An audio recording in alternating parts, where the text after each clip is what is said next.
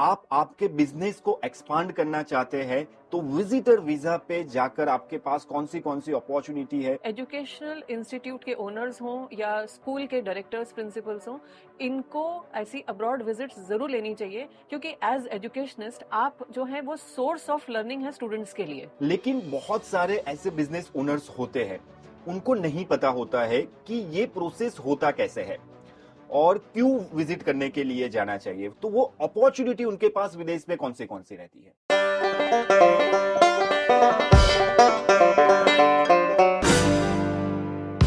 नमस्कार दोस्तों, मेरा नाम है ध्रुदीप ठक्कर और आप देख रहे हैं कानन वीजा इनसाइट्स। आज मैंने पंचतंत्र में एक बहुत ही खूबसूरत लाइन पढ़ी, पर्यटन पृथ्वी सर्वा गुणान्वेषण तत्पर। मतलब कि जो लोग गुणों की खोज में रहते हैं वो लोग पूरी पृथ्वी घूमते हैं। महाभारत के शांति पर्व में भी यही बात कही गई है कि जो लोग बुद्धिमान रहते हैं, जो लोग वाक कुशल रहते हैं, यानी कि जिनकी कम्युनिकेशन स्किल बहुत अच्छी होती है, उनको पूरी दुनिया घूमनी चाहिए। तो स्टूडेंट वीजा पे तो हम स्टूडेंट्स को भेजते ही है, लेकिन अगर आप आपके बिजनेस को एक्सपांड करना चाहते हैं तो विजिटर वीजा पे जाकर आपके पास कौन सी अपॉर्चुनिटी है, उसके बारे में आज हम विस्तार से बात करने वाले हैं इस पॉडकास्ट में। और इस पॉडकास्ट में हमारे साथ है रिम्पी शर्मा, जो कि मैनेजर है एजुकेशन इंस्टीट्यूट एंड पार्टनरशिप के। तो मैम, अभी मैंने एक कॉन्फ्रेंस में सुना था, आपने कहा था कि जितने भी एजुकेशन ओनर्स है उनको विदेश में जाना चाहिए, विजिटर वीजा पे उन्हें विदेश में जाना चाहिए। तो उसके पीछे का रीजन क्या था? बिल्कुल आपने सही सुना है। एजुकेशनल इंस्टीट्यूट के ओनर्स हों या स्कूल के डायरेक्टर्स प्रिंसिपल्स हों, इनको ऐसी अब्रॉड विजिट्स जरूर लेनी चाहिए, क्योंकि एज एजुकेशनिस्ट आप जो हैं वो सोर्स ऑफ लर्निंग है स्टूडेंट्स के लिए। अभी ऐसा कहते भी हैं कि दुनिया अगर आप घूमते हैं तो आप बहुत कुछ सीखते हैं। यस। अभी every day you can not do new things. आप रोज कुछ नया करें, अलग करें, ये जरूरी नहीं है, but the most important thing is to do things differently. तो इन्हीं विकसित देशों में क्या अलग तरीके से काम होता है वो आपको सीखना है। क्या नए एजुकेशनल इनोवेशंस हुए हैं वो आप सीखिए, उनको इम्प्लीमेंट कीजिए, अपने इंडिया में अपने बिजनेस में इम्प्रूवमेंट्स लाइए। बच्चों को वो माहौल दीजिए जो कल को उनको विदेश जाकर के मिलने वाला है। ऐसा एनवायरनमेंट आप उनके लिए यहाँ पर सेटअप कीजिए और इस तरीके से आप अपने एजुकेशनल बिजनेस को एक नई ऊंचाई पर लेकर के जा सकते हैं।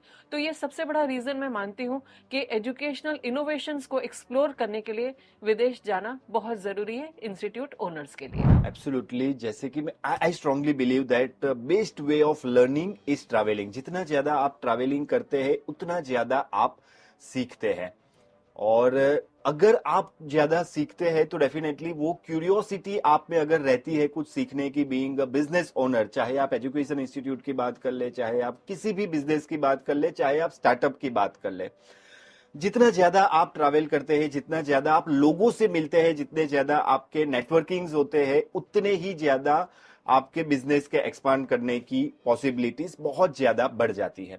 तो ये तो बात हो गई एक एजुकेशन इंस्टीट्यूट के ओनर्स के लिए कि उन्हें क्यों विजिट करनी चाहिए। जो वर्ल्ड क्लास यूनिवर्सिटीज है उनको विजिट करते हैं तो डेफिनेटली वो कुछ ना कुछ चीजें अपनी इंस्टीट्यूट में भी इंप्लीमेंट कर पाएंगे। लेकिन बहुत सारे ऐसे बिजनेस ओनर्स होते हैं, उनको नहीं पता होता है कि ये प्रोसेस होता कैसे है और क्यों विजिट करने के लिए जाना चाहिए। तो वो अपॉर्चुनिटी उनके पास विदेश में कौन सी रहती है। अगर आप यहाँ पर ऑलरेडी एक सक्सेसफुल बिजनेस रन कर रहे हैं तो उस बिजनेस के ग्रोथ के लिए क्या अपॉर्चुनिटीज हैं वो आपको बाहर जाकर के जरूर देखनी चाहिए।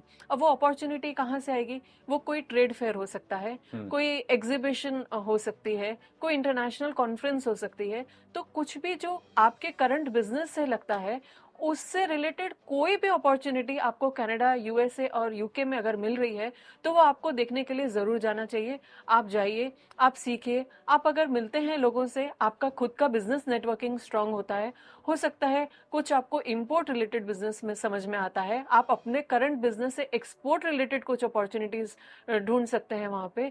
तो क्या नया कहाँ पर हो रहा है ये देखने के लिए आपको अपने दायरे से बाहर निकलना बहुत जरूरी है। और कैसे जा सकते हैं है, ये तो अगर आप kanan.co के साथ एसोसिएटेड हैं तो ये तो हम वन स्टॉप सोल्यूशन है आपके किसी भी ट्रैवल नीड्स के लिए, तो आप उसके लिए हमसे कभी भी कनेक्ट कर सकते हैं। लेकिन सवाल ये आता है कैसे जा सकते हैं, उस पे ही मैं थोड़ा और ज्यादा जोर देना चाहता हूँ कि ट्रेड फेयर कौन से होते हैं वो मुझे पता है कि चलो यूएस में ये हो रहा है, जर्मनी में ये ट्रेड फेयर हो रहा है, लेकिन अगर मेरा सन या डॉटर वहां पे पढ़ रहा है या पढ़ रही है तब तो मैं वहां पे जा सकता हूँ, एक पर्पस मेरे पास रहता है। तो क्या ये एक पर्पस ऑफ विजिट हो सकता है कि ये ट्रेड फेयर है और उसके लिए मुझे जाना है और उसके बेसिस पे मुझे वीजा मिल सकते हैं? बिल्कुल, ये एक पर्पस ऑफ विजिट हो सकता है और बहुत सारे लोगों को इसके बारे में जानकारी भी नहीं है और इसी को हम बिजनेस विजिटर वीजा बोलते हैं। तो आप बिजनेस विजिटर वीजा लेकर के अपने बिजनेस एक्सपेंशन से रिलेटेड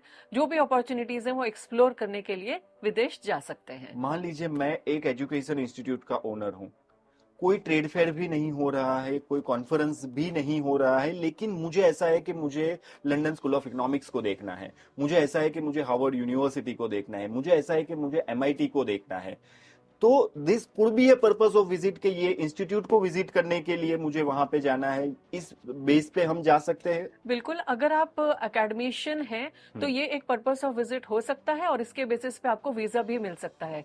हमारा विदेश ट्रैवल करने का जो पर्पस है वो हमें स्ट्रांगली कम्युनिकेट करना बहुत जरूरी होता है कॉन्सुलेट को, उसी के बेसिस पे वीजा मिलता है, जिसको हम एसओपी बोलते हैं कि स्टेटमेंट ऑफ पर्पस जो लिखा रहता है, जिसमें आप अपना रीजन बताते हैं कि why do you want to visit. और इस एसओपी रिलेटेड सर्विसेज के लिए kanan.co हमेशा आपकी मदद करने के लिए तैयार है। अब चलो मैंने ये तय कर लिया, मेरा एक छोटा सा बिजनेस है कोई, उसको मुझे एक्सपांड करना है। जैसे कि मान लीजिए कि मैं एक वड़ा पाव का स्टॉल चला रहा हूँ, एक रीजन में तो बहुत फेमस हो जाता है ना, जैसे कि बॉम्बे में एक पर्टिकुलर एरिया है, बोरीवली है, वहां पे मेरा ये बहुत फेमस हो चुका है। तो अब मैं चाहूंगा कि उसे इंडिया के बाकी सारी जगह पे भी मैं अपनी फ्रेंचाइजीज दे दूं, लेकिन उसके अलावा एक ये भी ख्वाब रहता है कि यार किसी विदेश में, मतलब यूएस में मेरा खुद का स्टोर हो, कनाडा में हो, यूके में भी मेरा स्टोर होना चाहिए। तो ऐसी ख्वाहिश रहती है। ये मैंने सिर्फ आपको एक फूड सेगमेंट का एग्जांपल दिया है, उसके अलावा भी बहुत सारे सेगमेंट हो सकते हैं।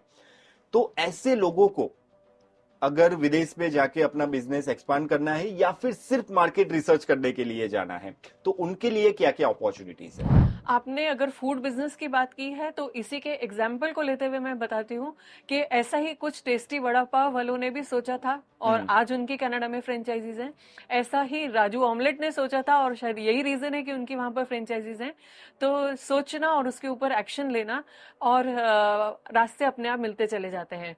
अभी आपने शायद पढ़ा हो कि कुछ ही टाइम पहले कनाडा में एक फेस्टिवल हुआ था टेस्ट ऑफ इंडिया नाम से। वहां पर इंडिया के बहुत सारे ऐसे फूड ओनर्स जो हैं उन्होंने अपना स्टॉल्स किया था वहां पर। तो ये एक अपॉर्चुनिटी सिर्फ वहां पर स्टॉल रखने की नहीं थी, बल्कि एक नेटवर्किंग की अपॉर्चुनिटी मिली। उनका खाना वहां पर लोगों को कैसा लग रहा है ये अपॉर्चुनिटी उनको जानने को मिली। तो कल को अगर उनको एक्सपैंड करना होगा तो मार्केट रिसर्च तो वो वहां से करके ही आ रहे हैं।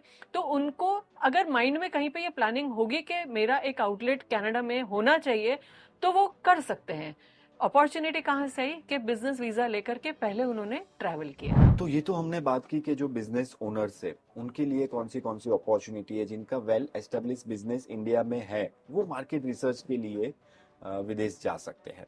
लेकिन जो स्टार्टअप है तो उनके लिए विदेश में क्या क्या अपॉर्चुनिटीज है? जी, जैसे किसी के पास कोई स्टार्टअप आइडिया है या कोई स्टार्टअप के लिए आइडिया ढूंढ रहा है, इन दोनों ही रीजंस के लिए वो कनाडा, यूएसए या यूके विजिट कर सकता है।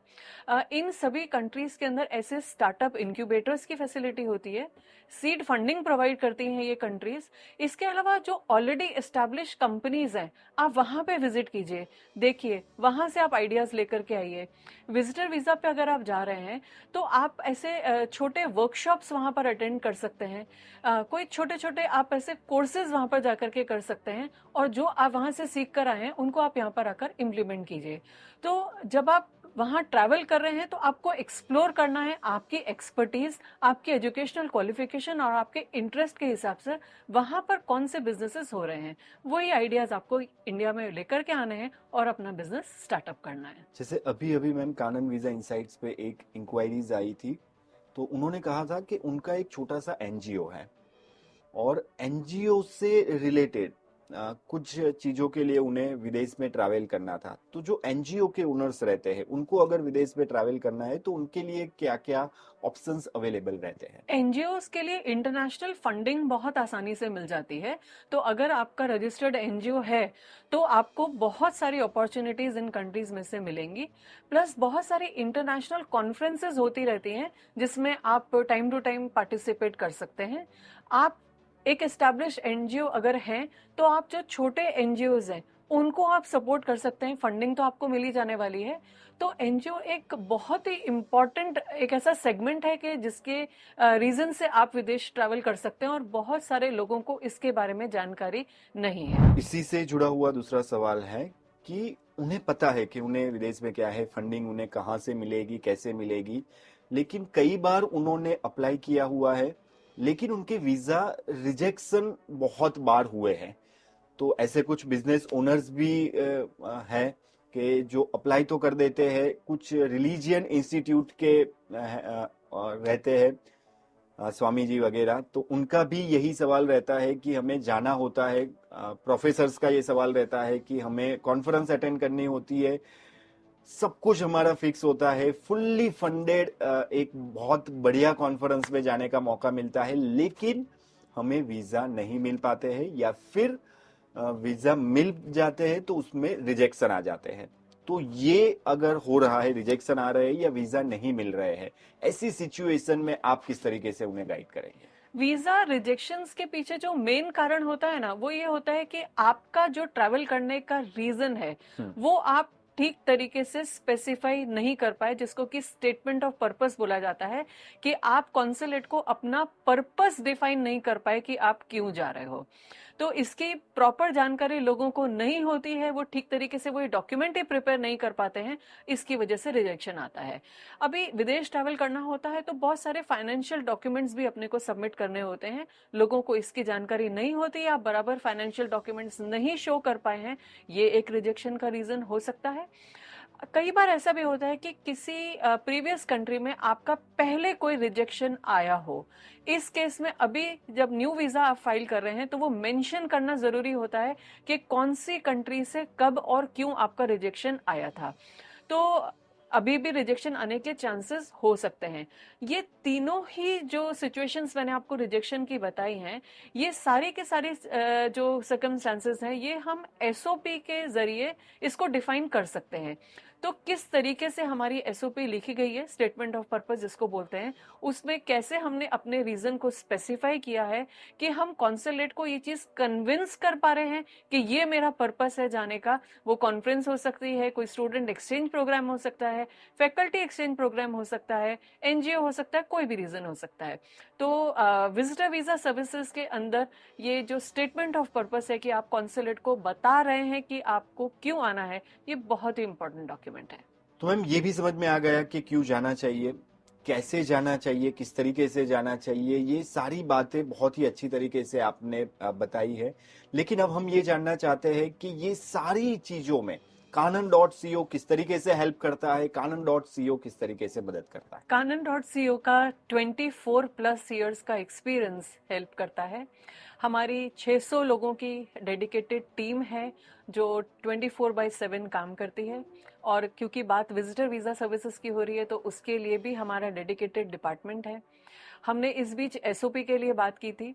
एसओपी जब लिखी जाती है तो वो कंट्री स्पेसिफिक एसओपी होती है। तो हर कंट्री के लिए एसओपी लिखने के लिए हमारे पास अलग एक्सपर्ट्स हैं।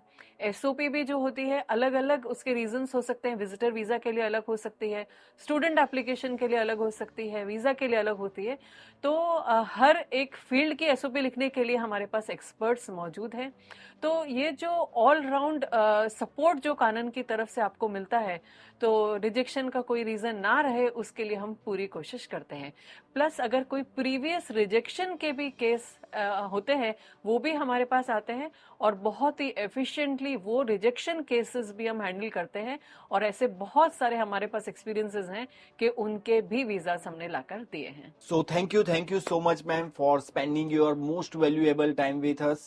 एंड आप सभी लोगों को भी ये बताना है कि आपको ये हमारा एपिसोड कैसा लगा। विजिटर वीजा से लेकर या आज हमने जो पॉडकास्ट पे बात की है उसको लेकर अगर आपके कोई सवाल है तो आप नीचे कमेंट सेक्शन में हमें बता सकते हैं। हमारे जो भी एक्सपर्ट्स रहते हैं वो आपके इन सवालों का जवाब देते हैं। तो ये एक आपके लिए बेहतरीन अपॉर्चुनिटीज रहती है। आपके कोई भी सवाल रहते हैं सिर्फ आपको कमेंट में लिखना है और आपको हमारे एक्सपर्ट उसका सही आंसर दे देते हैं। तो आज के लिए बस इतना ही। ऐसी ही खास खबरों के लिए और ऐसे ही बेहद ही खास पॉडकास्ट के लिए देखते रहिए कानन वीजा इनसाइट्स।